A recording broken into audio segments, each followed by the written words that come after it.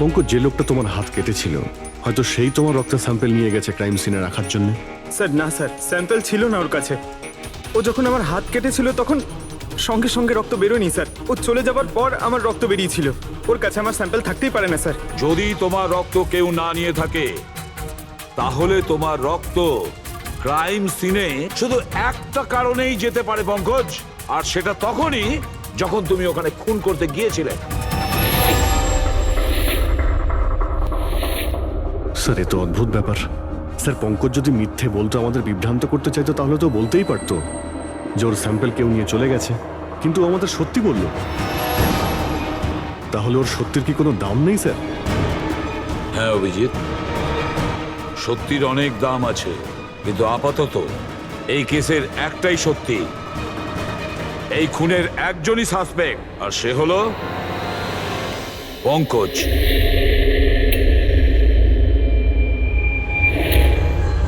আমি তোমাকে সিআইডি থেকে সাসপেন্ড করছি। স্যার স্যার, আমার কথা বিশ্বাস করুন, আমি কিচ্ছু করিনি। আমি খুন করিনি, আমি আমার বাবার দিব্যি করে বলছি স্যার। তোমার গান আর ব্যাচ। স্যার, একজন ছেলে তার বাবার শ্রাদ্ধের দিন কিভাবে তার মিথ্যে দিব্যি কাটতে পারে স্যার? আমি তোমাকে জিজ্ঞেস করিনি ফেডরিক। গান আর ব্যাচ।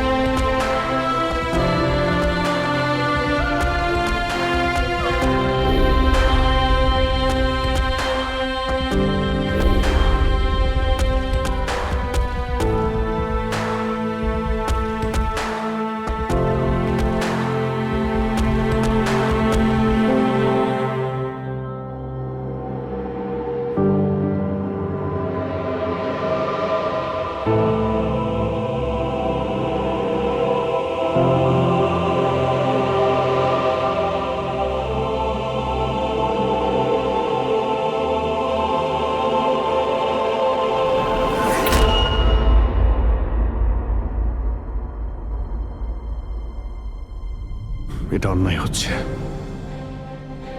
এটা খুবই অন্যায় হচ্ছে। নো অফেন্স স্যার, কিন্তু আপনি আপনি সবসময় আমাদের উপর এইভাবে সন্দেহ করতে পারেন না স্যার। এটা তুমি কি বলছো অভিজিৎ? কি ভুল বললাম আমি? যখনই কোনো সিআইডি অফিসারকে মিথ্যে ব্লেম দেওয়া হয়েছে, আপনি আমাদের উপর কখনোই ভরসা করেন না। এটা তুমি কি বলছো অভিজিৎ? আমি তোমার কাছে এটা আশা করিনি। স্যার, আমাদেরও আপনার কাছে কিছু আশা থাকে স্যার। আপনার একটা ইশারায় আমরা যে কোনো মুহূর্তে জীবন দিতে প্রস্তুত থাকি। তাহলে এটুকু আশাও কি অন্যায় যে আপনি খারাপ সময় আমাদের পাশে থাকবেন, আমাদের আপনি সহযোগিতা করবেন? তোমাদের আমি সহযোগিতা করি না? সত্যিটা জানার চেষ্টা করিনি? সত্যিটা জানার চেষ্টা করে অনেকবার আপনি আমাদের আত্মসম্মানে আঘাত করেছেন স্যার। আমাদের দায়িত্ব আর কর্তব্যকে আপনি সন্দেহ করেছেন। যখন আমাকে মিথ্যে অপবাদ দেওয়া হয়েছিল, আপনি আমার উপরে ভরসা করেননি স্যার। আর যতক্ষণ পর্যন্ত অভিজিৎ নিজেকে নির্দোষ প্রমাণিত করছে, ওকে জেলেই থাকতে হবে। যখন দয়াকে মিথ্যে অপবাদ দেওয়া হয় তখন ওকেও আপনি ভরসা করেননি স্যার। কিন্তু হয়তো আপনি একটা কথা ভুলে গেছেন, একবার আপনাকেও এরকম মিথ্যে অপবাদ দেওয়া হয়েছিল স্যার।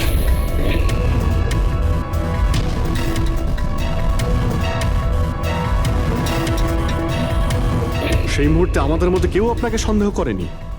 আমরা শক্ত দেওয়াল হয়ে আপনার সামনে দাঁড়িয়েছিলাম স্যার, যাতে আপনাকে কেউ ক্ষতি করতে না পারে। তাহলে আমাদের খারাপ সময় কি আপনি আমাদের পাশে দাঁড়াতে পারেন না?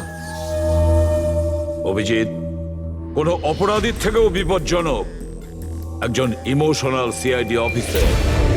তুমি ইমোশনাল হয়ে যাচ্ছ অভিজিৎ। আমি তোমাকে এই কেস থেকে সরিয়ে দিলাম।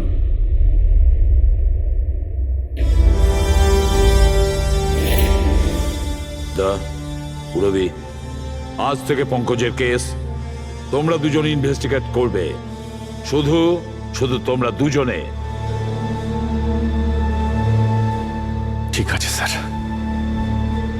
এখন আমার উপরে আপনার এতটুকুও ভরসা নেই যে এই কেসটাকে আমি নিউট্রাল ভাবে দেখতে পারবো কিনা। এত বছর ডিউটির পর এরকম মেডেল তো ভাগ্যবানেরাই পায়। Thank you sir.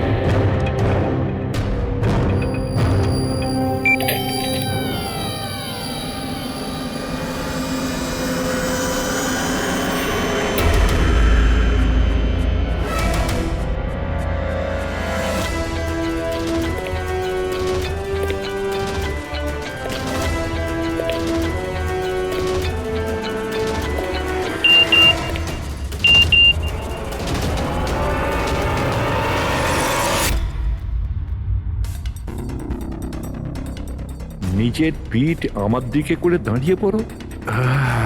চলো এটাও করে দেখে নি।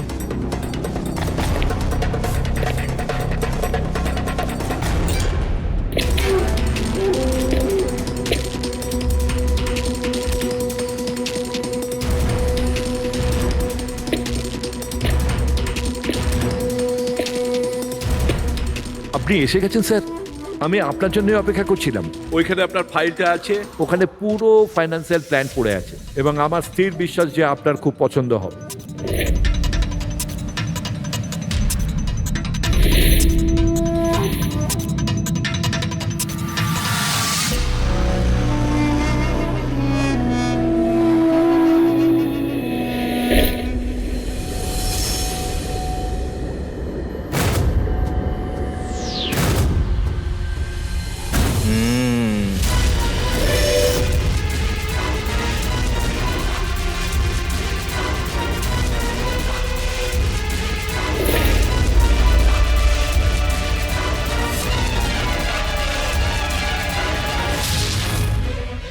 আরে এ তো নকল।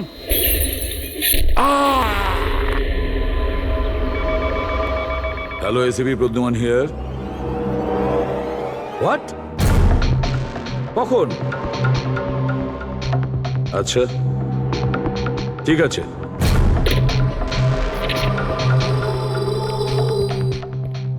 অভিজিৎ, বিক্রম বিজয় খুন হয়েছে। বিক্রম বিজয় মানে ওই কেলেঙ্কারি কেসের? হ্যাঁ হ্যাঁ, ওই বিক্রম বিজয়। আজও আইনকে ফাঁকি দিয়ে পালাচ্ছিল, আর আজও খুন হয়েছে ওরই বাড়িতে। একদিন না একদিন তো এটা হওয়ারই কথা ছিল স্যার। এত শত্রুও পুষেছে ঘরের মধ্যে। Sir I am really sorry sir, একটু লেট হয়ে গেলাম। কি ব্যাপার পঙ্কজ, কোথায় ছিলে তুমি? স্যার আসলে বাবার শ্রাদ্ধ ছিল আজ, তাই মন্দিরে গেছিলাম পুজো দিতে। ঠিক আছে। আর এটা হাতে কি হয়েছে? আরে স্যার আসতে গিয়ে লেগে গেল, তেমন কিছু না, খুব বেশি লাগেনি স্যার। ঠিক আছে, তৈরি হয়ে নাও, একটা মার্ডার কেস এসেছে। আর শোনো,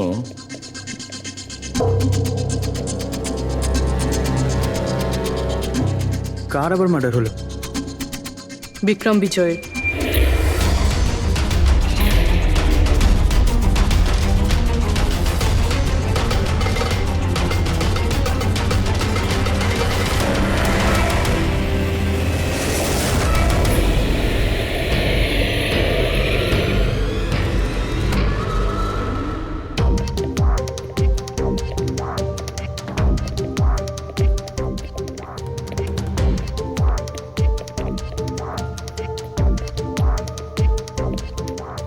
সিআইডি হ্যাঁ, স্যার, আমি গোপাল, বিক্রম স্যারের ম্যানেজার।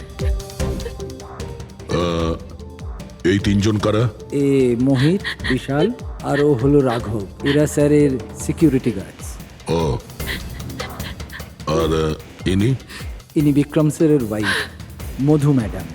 আর বাকিরা সব স্টাফ। বডি কোথায়? স্যার, বডি ভেতরে আছে।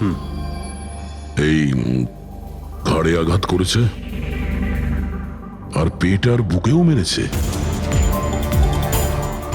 খুনি এটা শিওর হতে চেয়েছিল যে কোনোভাবেই যেন এ বেঁচে না যায়।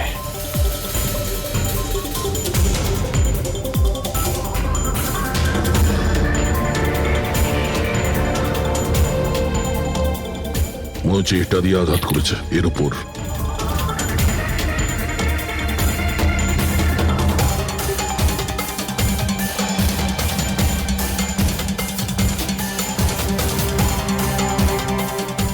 বিক্রমের ফোনে শেষ মেসেজটা কোনো আননোন নাম্বার থেকে এসেছিল। নিজের পিঠ আমার দিকে করে দাঁড়াও। পিঠ আমার দিকে মানে ওই লোকটা কি একে নিজের মুখ দেখাতে চাইনি নাকি?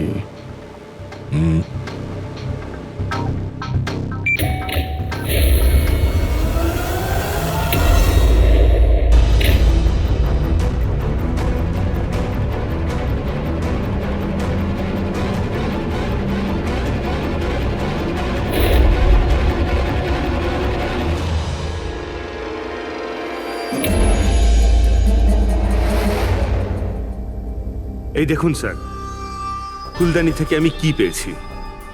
Audio recording device.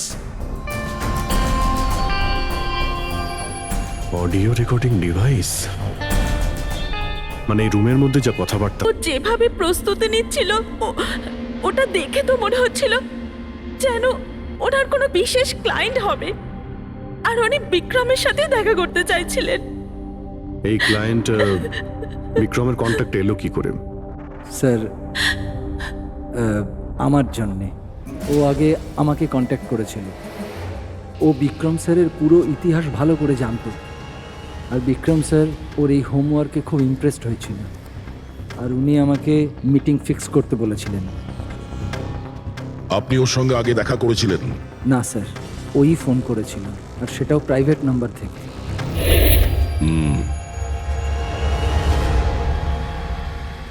তাহলে আপনারা মিটিং এর আগে সবকিছু দেখে নিয়েছিলেন?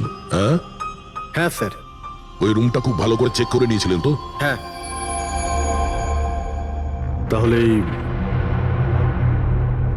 অডিওর রেকর্ডিং ডিভাইস এটা রুমের মধ্যে এলো কি করে? স্যার, এটা কোথায় ছিল? ফ্লাওয়ার পটের মধ্যে। ফ্লাওয়ার পটে? ওটা তো তুই চেক করেছিলিস না মোহিত? আমি চেক করেছিলাম স্যার, কিন্তু আমি এটা ফ্লাওয়ার পটে দেখতে পাইনি। দেখতে পাননি? আগে না। আচ্ছা, কিভাবে তুমি দেখলে না? ব্যুরো চলো, ওখানে সবাই খুব ভালোভাবে দেখতে পায়।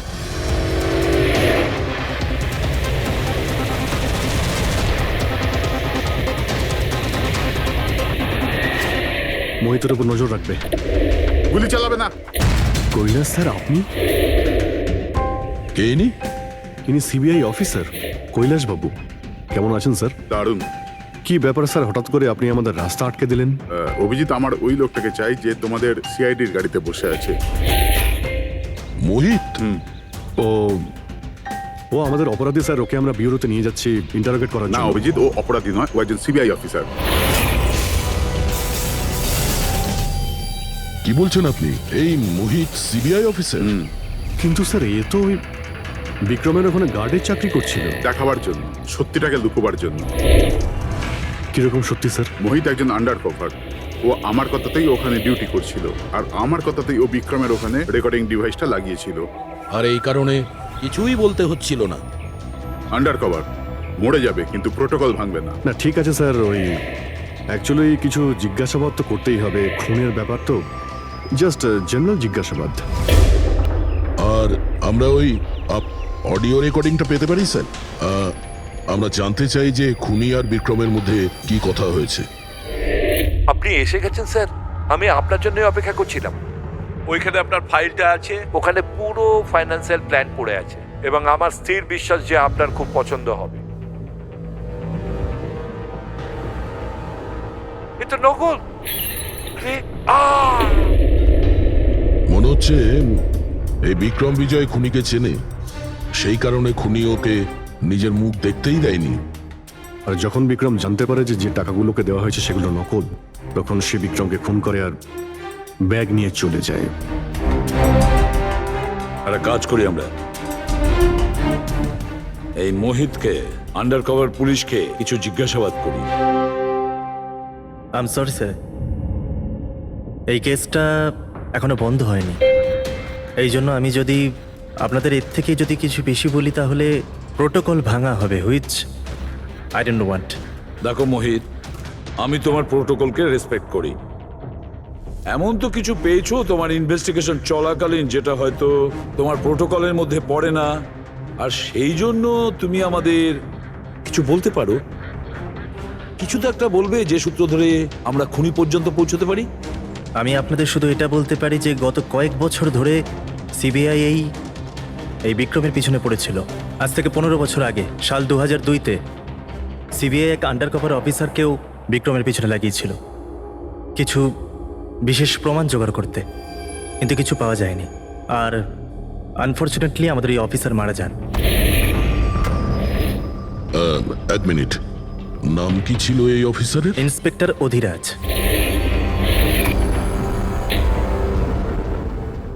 ইন্সপেক্টর অধিরাজ? এই বোতলে যে রক্তটা আছে, এই রক্তে বিক্রমের ডিএনএ ছাড়াও অন্য কারো ডিএনএ আছে। বিক্রমের ডিএনএ ছাড়াও অন্য কারো ডিএনএ আছে? তুমি বলতে চাইছো অন্য কেউ ছিল? কে ছিল সালুকে? ক্রিমিনাল ডাটাবেসের সঙ্গে কম্পেয়ার করে দেখেছিলে, ম্যাচ করে দেখেছিলে তুমি? তার দরকার পড়েনি। প্রয়োজন ছিল না কি বলছো সালুকে? সেটা কার ডিএনএ? ওই ডিএনএ হ্যাঁ, পঙ্কজের। হোয়াট? ওই ডিএনএ পঙ্কজের? আমাদের পঙ্কজের? আমাদের পঙ্কজের। এটা কি করে হতে পারে? সিআইডি অফিসার হলো পঙ্কজ। সিআইডি অফিসার পঙ্কজ খুন করতে পারে? আমাদের একজন অফিসার খুনি? কিন্তু স্যার, পঙ্কজ কেন খুন করতে যাবে? সেটাই তো, সিআইডি অফিসার কেন খুন করতে যাবে? স্যার, বিক্রমের বাড়ির থেকে 1 কিলোমিটার দূরে পুলিশ একটা বেবারিশ মোটরসাইকেল পেয়েছে স্যার। কার মোটরসাইকেল ছিল ওটা? স্যার, ও পঙ্কজের ওটা।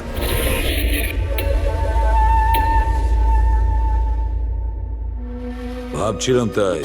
তার মানে পঙ্কজের বাইকটা পাওয়া গেল ওখানে, আর আপনাদের কারুর অবাক লাগলো না?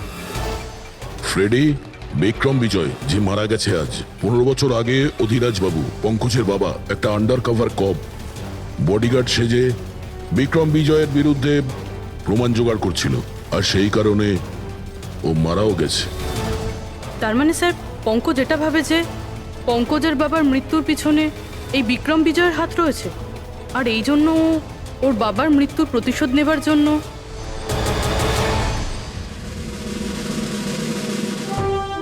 পঙ্কজ এখন কোথায়?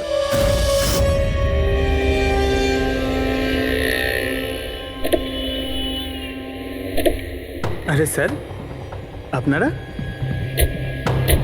আরে এই প্রশ্নটাই তো আমরা তোমাকে জিজ্ঞেস করছি। তুমি এখানে কি করছো? তুমি তো অসুস্থ ছিলে। আরে স্যার, বাইক চুরি হয়ে গেছিল আমার। এই সামনের থানাতেই রিপোর্ট লেখাতে এসেছিলাম। এই দেখুন। আমরা জানি তোমার বাইকটা কোথায়। আপনারা কি করে জানলেন স্যার? তোমার বাইক বিক্রম বিজয়ের বাড়ির কাছে পেয়েছি। সেই বিক্রম বিজয় যে তোমার বাবার খুনি। যখন বিউরোতে এসিপি স্যার বললো যে বিক্রম বিজয়ের খুন হয়েছে, তখন তুমি জানতে না ওই বিক্রম বিজয়? হ্যাঁ স্যার। আরে তাহলে তুমি বিউরোতে কেন বললে না? তোমার বলা উচিত ছিল যে বিক্রম বিজয়ই তোমার বাবার খুনি। স্যার, বাবা শ্রাদ্ধ ছিল স্যার। মন্দির থেকে বিউরো আসছিলাম, ওনার ব্যাপারেই ভাবছিলাম, আর কিছু খেয়াল ছিল না স্যার। একদম কিছু মাথায় আসছিল না, বুঝতেই পারছিলাম না কি করব। আর এই যে তোমার হাতটা কাটা, এক্স্যাক্টলি কি হয়েছিল? স্যার, এটা তো মন্দির থেকে যখন আমি অটোতে ফিরছিলাম।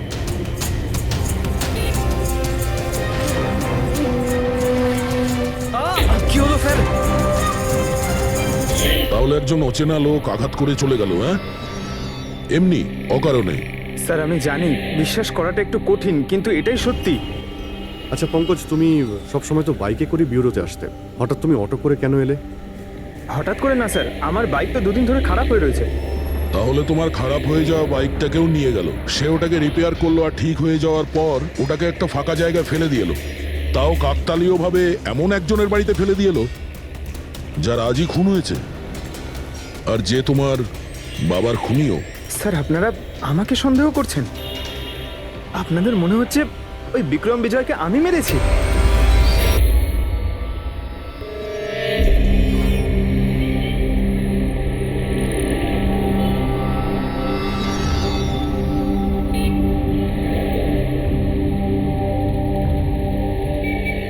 যদি এই পঙ্কজ নিজের বাড়ি থেকে বিক্রম বিজয়ের বাড়িতে যায়, তো এখানে এই জাংশন থেকেই গিয়েছে।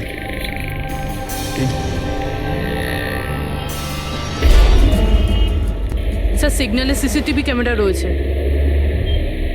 এই সিসিটিভি ক্যামেরার ফুটেজ থেকেই আমরা জানতে পারবো যে পঙ্কজ ওই বাইকে করে এখান থেকে গিয়েছিল নাকি ওটা অন্য কেউ ছিল।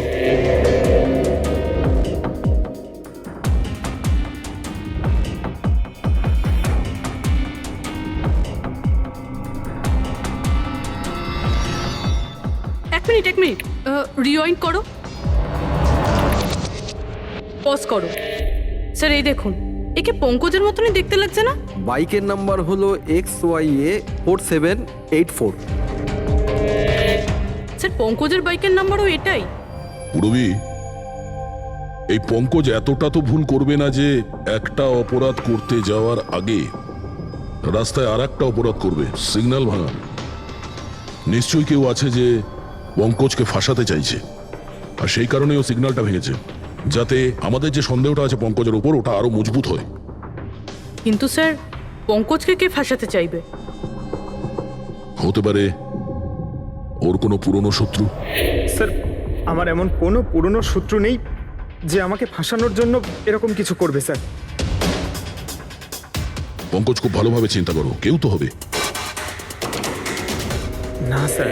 যদি তোমার কোনো শত্রু না থেকে থাকে, তাহলে এই খুন তুমিই করেছো।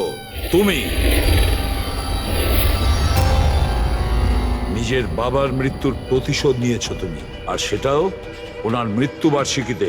স্যার, আমার প্রতিশোধ নেবার কোনো মেন্টালিটি নেই স্যার। আমি আমি খুনি না স্যার, আমি একজন সিআইডি অফিসার। যতদূর বাবার কথা স্যার, আমি তো ওনাকে ভালো করে দেখিও নি স্যার। আমার তো এমন কিছু মনেও নেই যে উনি আমাদের সঙ্গে কখনো টাইম স্পেন্ড করেছেন বা আনন্দ করেছেন। স্যার, উনি হয়তো কখনো ভাবতেনও না যে ওনার একটা ছেলে আছে যার ওনাকে প্রয়োজন। তার মানে হলো তোমার বাবার সঙ্গে তোমার সম্পর্ক ভালো ছিল না? স্যার, উনি একজন আন্ডারকভার কপ ছিলেন, বেশিরভাগই নিজের কাজে ব্যস্ত থাকতেন। বাড়ি, সংসার, সন্তান, পরিজন, সেসব নিয়ে উনি কোনোদিন মাথায় ঘামাননি। আমাকে শুধু আমার মাই মানুষ করেছেন স্যার। কিন্তু তাও বলছি পঙ্কজ, তোমার নিজের বাবার সাথে কোনো না কোনো স্মৃতি তো জড়িয়ে থাকবে না? কিছু মনে আছে? শুধু স্যার এইটুকুই মনে আছে আমার স্যার, আমাকে উনি মেলায় ঘুরতে নিয়ে যেতেন, কিন্তু মেলায় নিয়ে যাওয়ার আগে উনি আমাকে হসপিটালে নিয়ে যেতেন প্রতিবার। কি হসপিটালে? ওটা কেন? হয়তো ছোটবেলায় আমি খুব অসুস্থ থাকতাম, আর উনি হসপিটালে নিয়ে যেতেন, আর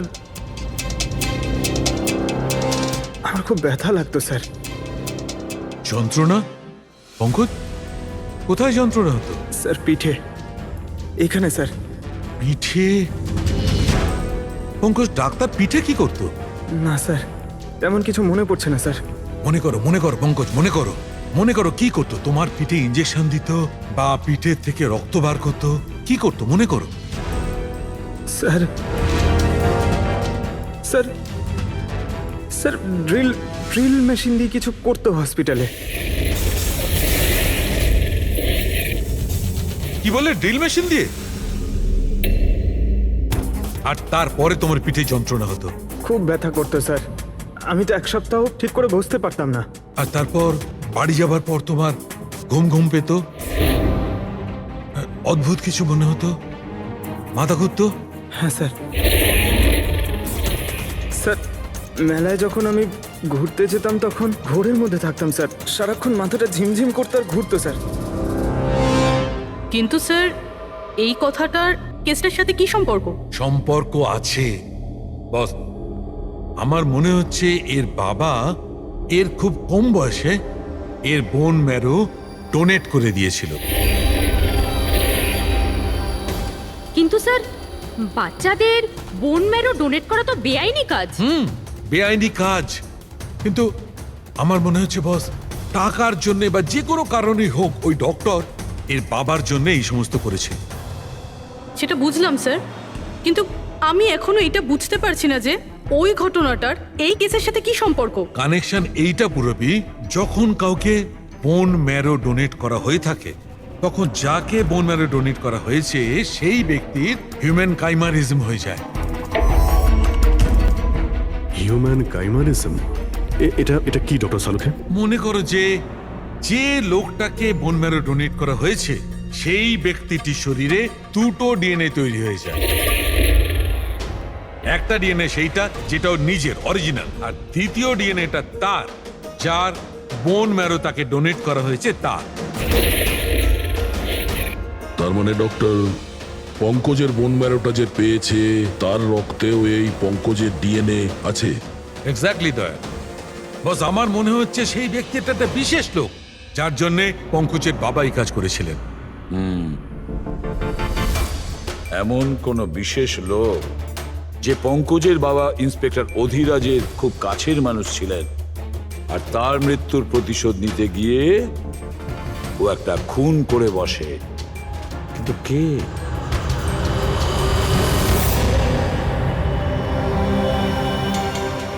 দয়া। Hi sir. Hello Abhijeet. Hi Daya, কেমন হ্যালো, আছো? গুড। সরি আপনাকে এরকম একটা জায়গাতে ডেকে আনতে হলো।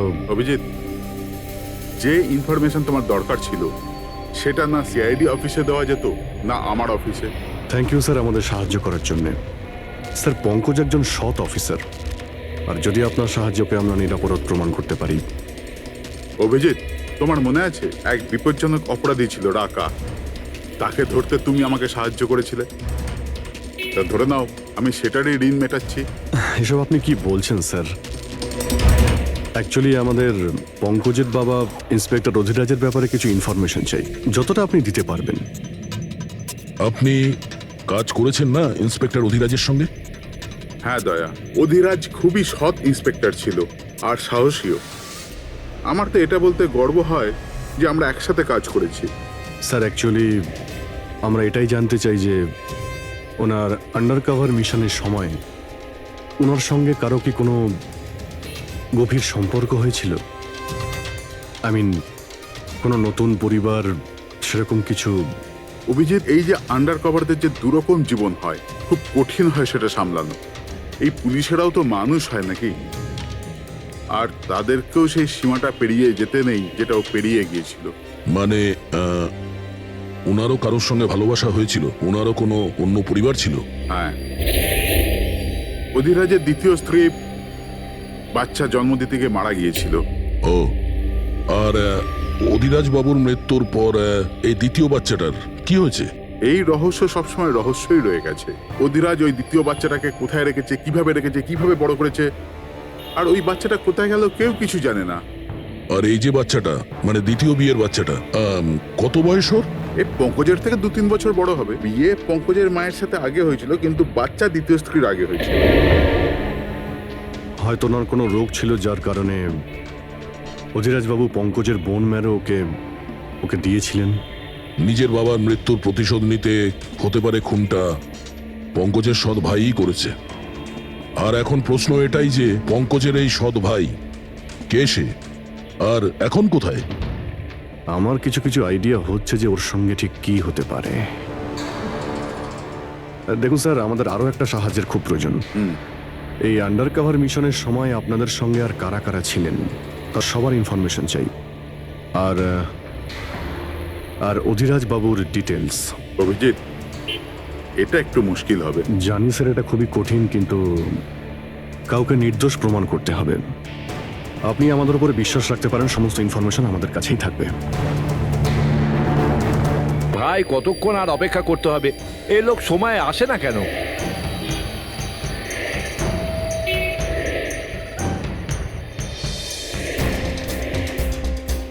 আরে ভাই, আধ ঘন্টা ধরে অপেক্ষা করছি। আজই আমার পুরো টাকা চাই। আজই আমাকে এই শহর ছেড়ে দিতে হবে। তোর হিসাব দা আমি আজ এখনই এই মুহূর্তে করব।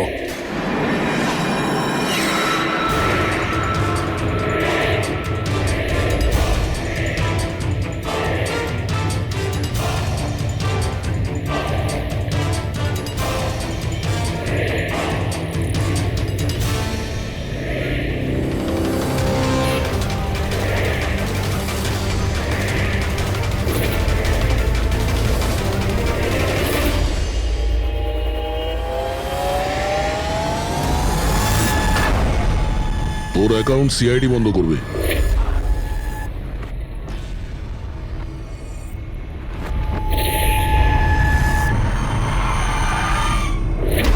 বাবার ধার মেটানো প্রত্যেক সন্তানের কর্তব্য, আর যে ছেলে এটা করে তাকেই ভালো ছেলে বলা হয়, আর সেটা হলাম আমি। তুমি তো কিছু করনি, আমি নিয়েছি আমার বাবার মৃত্যুর বদলা।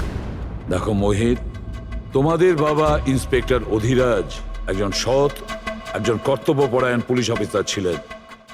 কি ভাবছিলে তুমি তোমার মতন একজন অপরাধীর বাবা হয়ে গর্ব করতেন, নাকি পঙ্কজের মতন একজন সৎ সিআইডি অফিসারের উপর? তার সত্যি কথা বলতে তো বাবার সব সময়ই এই পঙ্কজের উপর গর্ব ছিল, আর ভালোবাসতো একেই বেশি। আমাকে তো উনি অনাথ আশ্রমে দিয়ে দিয়েছিলেন স্যার, যাতে ওনার দ্বিতীয় পরিবারের ওপর কোনো আঁচ না আসে। তুমি যখন এই কথাটা জানতে আমাদের কাছে এলে না কেন? আমি তো তোমার ভাই, একসঙ্গে ধরতাম বিক্রমকে, তাও আইনের পথে। চাই না আমার তোমার সাহায্য। আমাদের বাবার হত্যাকারীকে কিভাবে ধরতে হবে, কিভাবে ওর উপর প্রতিশোধ নিতে হবে, এর প্ল্যানিং আমি আগে থেকে করে রেখেছিলাম, অনেক দিন থেকে। আর এটাই হলো কারণ আমার সিবিআই অফিসার হওয়ার। আর ঠিক আমার বাবার মতোই একটা আন্ডার কভার মিশনে গেছিলাম ওই বিক্রমের বিরুদ্ধে, কিন্তু এইবার তাকে সাজা দেওয়ার জন্য নয় স্যার, বরং ওকে শেষ করার জন্য। একজন সিবিআই অফিসার হয়েও তুমি অপরাধ করেছো। তোমাদের মতো অফিসারের জন্যই সবাই আইনের উপরে ভরসা করতে পারে না। এই কাজে কেতন তোমাকে সাহায্য করেছিল না? হ্যাঁ স্যার, কেতনও আমার বাবার সাথে কাজ করত। সেও একজন আন্ডার কভার অফিসার ছিল, সেই আমাকে সবকিছু বলেছে। আর তার বলাতেই আমি জানতে পারি যে ছোটবেলায় আমার একটা অপারেশনও হয়েছিল। আর যখন তুমি জানতে পারলে যে তোমার রক্তে দুটো ডিএনএ আছে, একটা তোমার আর একটা আমার, তুমি খুন করে আমাকেই ফাঁসিয়ে দিলে। হ্যাঁ, আর এই জন্য আমার রক্ত বার করে আমি ওই অস্ত্রের ওপরে ছড়িয়ে দিয়েছিলাম, আর তারপর তোমার হাত কেটেছিলাম, যাতে এক তীরে দুই পাখি মরে। আমার দুই শত্রু, আমার বাবার হত্যাকারী ওই Vikram. Hello Kailash sir, sir আমি বিক্রমের রুমেতে অডিও ডিভাইস লাগিয়ে দিয়েছি।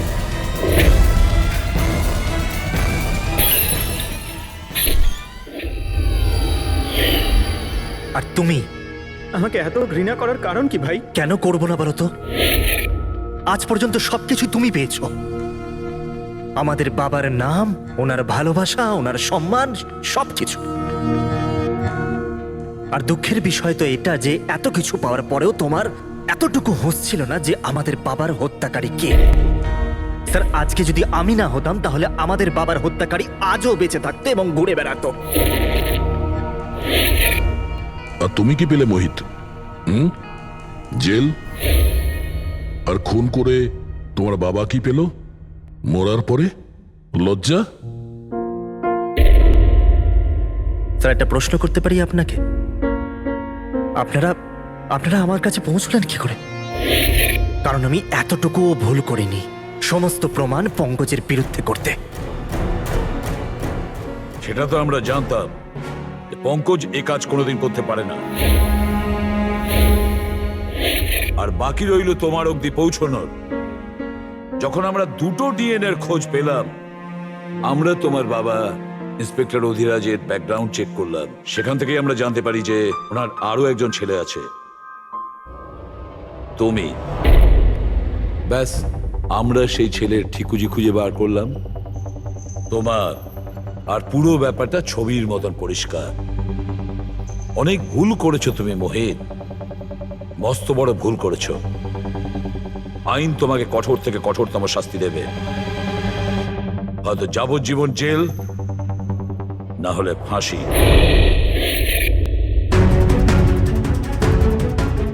ফ্রেডরিক,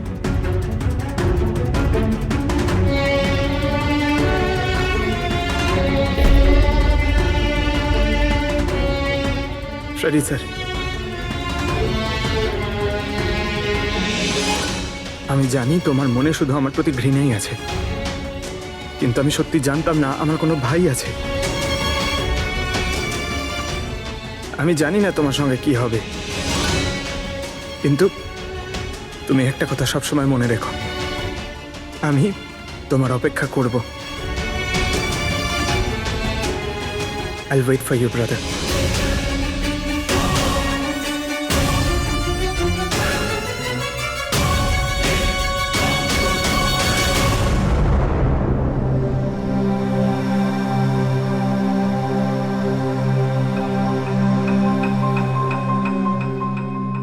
পঙ্কজ, দেখো, তোমার যে ভালো দিকটা আছে না, সেটা কিন্তু বাঁচিয়ে রাখবে খুব ভালো করে। Welcome back to CID. Thank you sir. Sir, I am sorry sir, আপনি ঠিকই বলছিলেন। ইমোশনাল হয়ে আমি স্যার একটু বেশি বলে ফেলেছি। I am sorry. দেখো অভিজিৎ, তোমরা সবাই আমার কাছে শুধু সিআইডি অফিসার নও, তোমরা আমার গর্ব, আমার আত্মবিশ্বাস, তোমরা আমার শক্তি। তোমরা আর এসিবি প্রদ্যুমান আজ পর্যন্ত নিজের শক্তিকে সন্দেহ করেনি, না কোনোদিন করবে। সময় তো সব সময়ই মানুষের পরীক্ষা নেয়, কিন্তু কর্তব্যের পথে চলার সময় যদি নিজের সন্তানের ওপরেও গুলি চালাতে হয়, আমাদের হাত যেন না কাঁপে।